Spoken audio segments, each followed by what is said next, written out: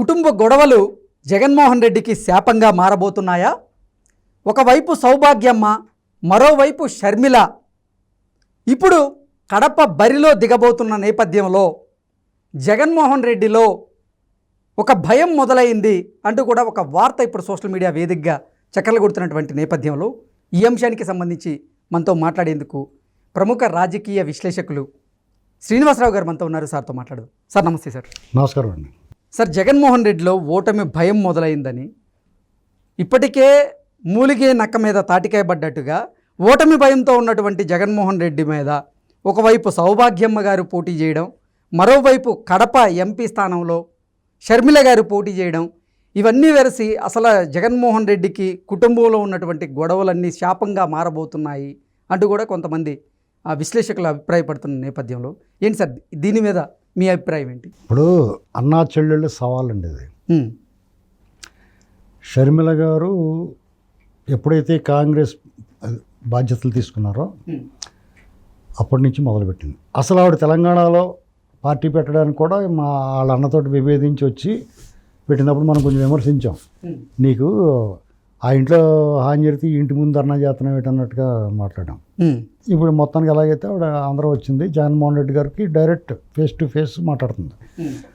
జగన్కి ఓటేయొద్దు, ఇతను ఎలక్షన్లో ముఖ్యమంత్రి అయిందని మారిపోయాడు, మా ఇద్దరికి అన్యాయం చేస్తున్నాడు, సొంత చెల్లెలకి న్యాయం చేయలేకపోతున్నాడు, బాబాయ్ మర్డర్ కేసు హంతకులకి కాపాడుతున్నాడు, అసలు వీళ్ళకి కూడా భాగస్వామ్యం ఉందేమో, ఇలాంటి మాటలన్నీ మాట్లాడుతున్నారు. షర్మిల గారి మేనమామ రవీంద్రనాథ్ రెడ్డి మాత్రం ఆవిడ మీద వివాదాస్పద వ్యాఖ్యలు చేశారు.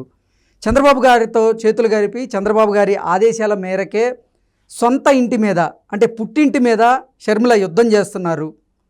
షర్మిల ఎన్ని కుయుక్తులు పన్నినప్పటికీ కడపలో అవినాష్ రెడ్డి గెలవడం ఖాయం అంటూ కూడా ఆయన కొన్ని వ్యాఖ్యలు చేయడం జరిగింది. అదే ఆయన వ్యాఖ్యలు చూసాం. ఆయన ఏమంటున్నాడంటే, వివేకానంద రెడ్డి గారు మర్డర్ చేస్తుంటే ఇతను చూస్తా నిలబడిపోయాడంట, అమాయకుడిగా ఆపలేకపోయాడంట. అమాయకుడు పక్కన కూర్చోబెట్టి సిగ్గులేదండి వాళ్ళకి.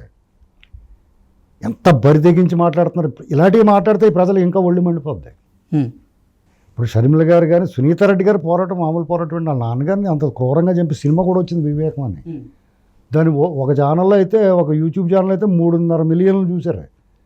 ఇక మిగతా అన్ని ఛానల్స్లో కలిపితే ఇంకో 3 మిలియన్లు ఉండొచ్చు, 2.5 మిలియన్లు ఉండొచ్చు. అంటే జనాల్లోకి జగన్మోహన్ రెడ్డి గారు మామూలుగా అయితే ఏదో అబద్ధం చెప్పేసి స్మార్ట్గా చెప్పేసి అబద్ధాలు ఆడించి నెట్టుకొస్తాడు. ఇప్పుడు కేసు ఎస్టాబ్లిష్ తప్పించుకోలేని విధంగా చిక్కడిపోయింది. ఇప్పుడు బయట వాళ్ళు విమర్శ చేశారనుకోండి, ఏదో రకంగా చంద్రబాబు గారి మీద వాళ్ళ మీద తోసేస్తాడు. అసలు అప్పుడే ఆ మర్డర్ చేసేసి గుండెపోటు అని చెప్పేసి తర్వాత ఇది గొడ్డలపోటు అని తెలిసిన తర్వాత కుట్లేసి ఆ రక్తం తుడిచేసి కట్లు కట్టేసి ఆ రక్తాన్ని పట్టుకొని చంద్రబాబు గారు తుడిచేశారు కదా. అప్పుడు ఇవాళ అది రివర్స్ అయింది. బూమరాంగ్ అంటారు దీన్నే. ఆ వాళ్ళు ఏదో ఉపయోగపడిందో ఇవాళ అదే పీక్ చుట్టేసుకుంది. ఇప్పుడు ఆ చెల్లెళ్ళు ఇద్దరు కూడా ఇది అన్యాయం, వివేక గారు జస్టిస్ ఫర్ వివేక, న్యాయం జరగాలి, ఆ దోషులు అసలు హంతకులు బయటపడాలి, ఎవరైతే పాత్రదారులు దొరికారో సూత్రధారులు కూడా దొరకాలి. అవినాష్ రెడ్డికి ఇప్పుడు రేపు మాపోతం బెయిల్ రద్దు అవుద్ది. సాక్షులకి ప్రాణహాని ఉంది.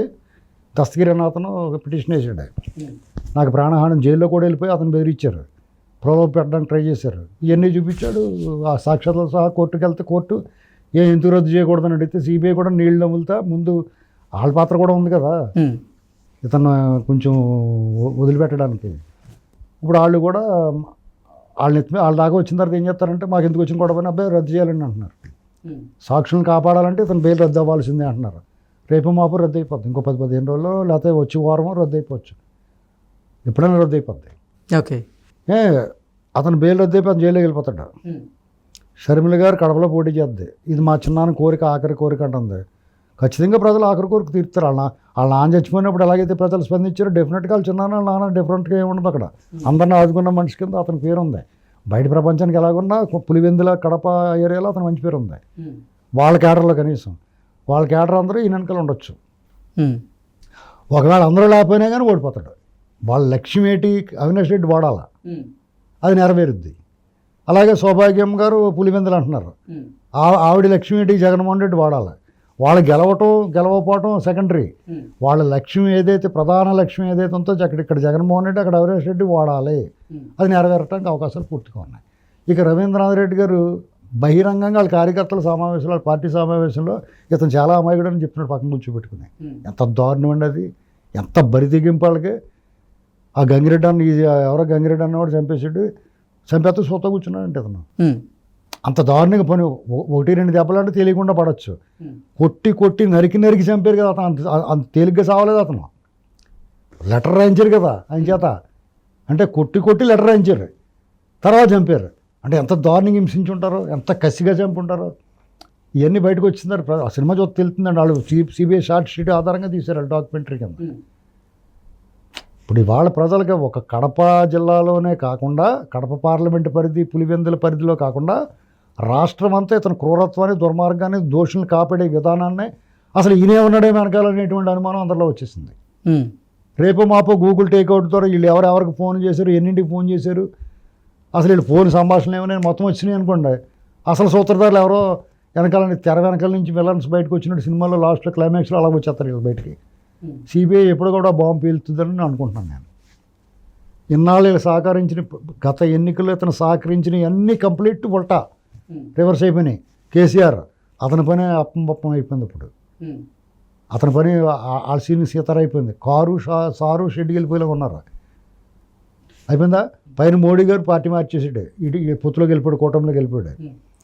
3 విశ్రాంత అధికారులు, మాజీ జడ్జీలు అందరూ కూడా ఎవరు మాట్లాడితే సీ అంటారని. ఇంకా ఆయన తరఫున ఎవరున్నారు, ప్రొఫెసర్ నాగేశ్వరరావు, తెలకపల్లి రవి ఇలాంటి వాళ్ళు కొంతమంది, సాయి గారు ఇలాంటి వాళ్ళు ఉన్నారు కొంతమంది. వాళ్ళు విశ్వప్రయత్నం చేస్తున్నారు. వాళ్ళ బలం సరిపోతే అబద్ధాన్ని ఎంత మాట్లాడగలుగుతారు? అక్కడ ఏమి లేదని, ఎంతో ఉందని చూపించడానికి విశ్వప్రయత్నం చేస్తున్నారు వాళ్ళు. వాళ్ళ బలం సరిపోదు. నిజం మాట్లాడటానికి అప్పటి వరకు ఎవరికి తెలియనివాడు మాట్లాడినా నిజానికి నిలకడ మీద నిలబడద్ది. అబద్ధాన్ని ఎంత పాపులారిటీ ఉండి ఎంత గొప్పవాడి చేత మాట్లాడించినా ఆడు విలువపోతుంది తప్ప వాడు నిలబెట్టలేడు. జగన్మోహన్ రెడ్డి గారు అయితే టైం చాలా బ్యాడ్. అతని వెనకాల ఉన్న సమాజంలో ఆంధ్రప్రదేశ్ అతని పరిపాలన ఇప్పుడు ఇలాంటి కేసులే కాకుండా, ఇలాంటి దుర్మార్గాలే కాకుండా ఆంధ్రప్రదేశ్ పరిపాలన అధ్వానంగా చేసిండే. పులివెందులకి ఈడు వచ్చిందారు ఏం చేయడరా బాబు అని చూసుకుంటే ఏమీ కనపడతలేదు. చంద్రబాబు గారు నయ్యం గంటిపేట రిజర్వాయర్ నీళ్ళు ఇచ్చాడు వాళ్ళందరికీ. ఇతను ఏం చేయడు, కనీసం ఓ సుక్క నీళ్ళు తీసుకురాలేకపోయాడు. ఇలాగా అతని పరిపాలనా వైఫల్యం, 3 రాజధానులను ముదనష్టపు ఆలోచన చేసి అసలు కొండ 4 మంది అయితే ఉన్న 4 పోయినట్టు చేసాడు. రాష్ట్రంలో ప్రభుత్వ ఆశలన్నీ తాగడెట్టేసుకున్నాడు. లాండ్ ఆర్డర్ సరిగ్గా లేదు, ఇచ్చిన మాట తప్పుతున్నాడు. తండ్రికి తగ్గ కొడుకుని నేను అతను పరిపాలన చేస్తానన్నట్టుగా వాళ్ళ బాబు ఏదో గొప్ప అన్నట్టు చెప్పాడు. ఆయనకన్నా చండాలంగా చేసి అతనే మంచోడు అనిపించాడు. ఇది పరిస్థితి. కాబట్టి జగన్మోహన్ రెడ్డి పని అయిపోయింది. దాంట్లో అన్నా చెల్లెళ్ళు సవాలు చెల్లెళ్ళది పై చేయి అవుతుంది. ఓకే సార్, నామినేషన్ కంటే ముందే ఒకవేళ అవినాష్ రెడ్డి బెయిల్ గనక రద్దయ్యి ఆయన గనక జైలుకి వెళితే ఆయన రాజకీయ భవిష్యత్తు ఇక ప్రశ్నార్థకంగా మారే అవకాశం ఉందా? ఇంకా బయటకు రారండి. ఇంకా ఓకే, ఒక పక్క షర్మిల గారు పోటీ చేస్తున్నారు, ఇంకా ఆయనకు ఆ సీట్ అసలు దక్కదు. వీళ్ళకి రేపు అధికారం పోతుంది. ఇప్పుడు వాళ్ళు సిబిఐని ఇప్పుడు వరకు మేనేజ్ చేసుకోగలిగారు. తెలంగాణ హైకోర్టు ఆదేశాలు ఇచ్చేసిన తర్వాత వాళ్ళు లోపల పోయారనుకోండి ఇంకా రారు బయటికి. తర్వాత ప్రభుత్వం మారుద్ది కదా. తర్వాత ప్రభుత్వం మారిన తర్వాత వీళ్ళ అధికారం అంతమైన తర్వాత చూడండి ఎలా ఉంటుంది వీళ్ళ బతుకు. వైనాట్ 175 వైనాట్ కుప్పం అంటూ నిన్న మొన్నటి దాకా బీరాలు బరికారు జగన్మోహన్ రెడ్డి. కానీ ఇప్పుడు అసలు పులివెందుల్లో వాళ్ళ పిన్ని మీద గెలిచే పరిస్థితే లేదంటూ కొన్ని వార్తలు వస్తున్నాయి. మొదట్లో నా ఇంటికి బేకలేరు అన్నాడా? అవును. వైనాట్ కుప్పం అన్నాడు, వైనాట్ 175 అన్నాడు. ఇప్పుడేమన్నాడు, మీ బిడ్డని కాసుకోండి, మీరే కాపాడాలంటున్నాడు. వెర్షన్ ఎలా మారిపోయింది చూడండి. ఆయనకు తెలిసిపోయింది స్పష్టంగా. ప్రజల్లో స్పందన తెలియదండి వాళ్ళకి. ఎవడు వెళ్ళినా కానీ వాళ్ళలో సగం మంది పోటీ చేయరండి. నేను చెప్తున్నాను, ఎప్పటి నుంచో చెప్తున్నాను. సగం మంది పోటీ చేయరు. ఇతను బీఫారాలు తీసుకుని ఇంటికి వెళ్ళిపోయి కూర్చుంటారు, తలుపు వేసేసుకుని ఫోన్ కట్టేస్తారు. కొంతమంది శ్రీలంక కట్టపోతారు, ప్యాకెట్లు ఆడుకుంటారు పోయి. చాలామంది అయితే పని చేస్తారు. మీరు చెప్పింది నిజమే. ఇప్పుడు గుంటూరు అభ్యర్థిగా సెలెక్ట్ చేసినటువంటి, గుంటూరు ఎంపీ అభ్యర్థిగా సెలెక్ట్ చేసినటువంటి కిలారు రోసయ్య, ఆయన నేను అసలు ఎంపీగా ఇక్కడ పోటీ చేయలేను, పెమ్మసాని మీద అసలు నేను గెలవలేను, ఆయనే కాదు అసలు టీడీపీ అభ్యర్థి ఎవరున్నా కానీ నేను గెలవలేను, సో అసలు నేను పోటీకి సిద్ధంగా లేను అంటూ చేతులెత్తేశారని. అందువల్ల గుంటూరు ఎంపీ బరిలో వైఎస్ఆర్సీపీ నుంచి ఆళ్ళ రామకృష్ణారెడ్డిని జగన్మోహన్ రెడ్డి నిలబెట్టబోతున్నారు అంటూ కూడా ఒక వార్త ఇప్పుడు సోషల్ మీడియాలో. అప్పుడు పెమ్మసాని చంద్రశేఖర్ గారికి టీడీపీకి ఇంకో 1,00,000 మెజార్టీ ఎక్స్ట్రా వస్తుందండి ఆ కమలాసన్ నేత. ఎందుకంటే అతను ఇంకా కిలార్ రోసయ్య మీద కొంత సానుకూలత ఉంటుంది. మంచి చేయలేదు, చెడు చేయలేదు. ఇతను బాగా చెడే చేసాడు. పైగా ఓవర్ యాక్షన్, సినిమా ఫోటోలు గిటోలు పెట్టి ఫుల్ ఓవర్ యాక్షన్ చేసాడు. నిన్న మొన్న ఏమన్నాడు, వైజాగే కరెక్ట్గా ఉంటుంది, ఇక్కడికి ఎంతకన్నా కంపెనీలు రావు, రాజధాని మీద రకరకాల వ్యాఖ్యానాలు చేసాడు. అతను నిలదీసి అడిగేస్తున్నారు. ఒక నియోజకవర్గాలు అడిగేది ఇప్పుడు 7 నియోజకవర్గాలు అడుగుతారు. నిజంగా అతనికి అయితే ఇంకో 1,00,000 పెరుగుద్ది అతనికి, టీడీపీ క్యాండిడేట్కి. మామూలుగానే పెంసాని చంద్రశేఖర్ గారు దూసుకుపోతున్నాడు. ఈయన పోటీ చేతి ఇంట్లో పడుకోవచ్చు రకంగా చెప్పాలంటే. ఆల్రెడీ కర్నూలు ఆయన వదిలేసాడు. చిత్తూరు జిల్లాలో ఒక ఆయన టికెట్ ఇస్తారు, ఏకంగా టీడీపీలో జాయిన్ అయిపోయి. అవును. మీకు ఎవరున్నారండి? నెల్లూరు నుంచి శ్రీకాకుళం దాకా వాషౌట్. రాయలసీమలో ఇంతకన్నా దారుణంగా ఉంది పరిస్థితి. రేపు ఫలితాల తర్వాత తెలుస్తుంది. Okay sir, thank you so much.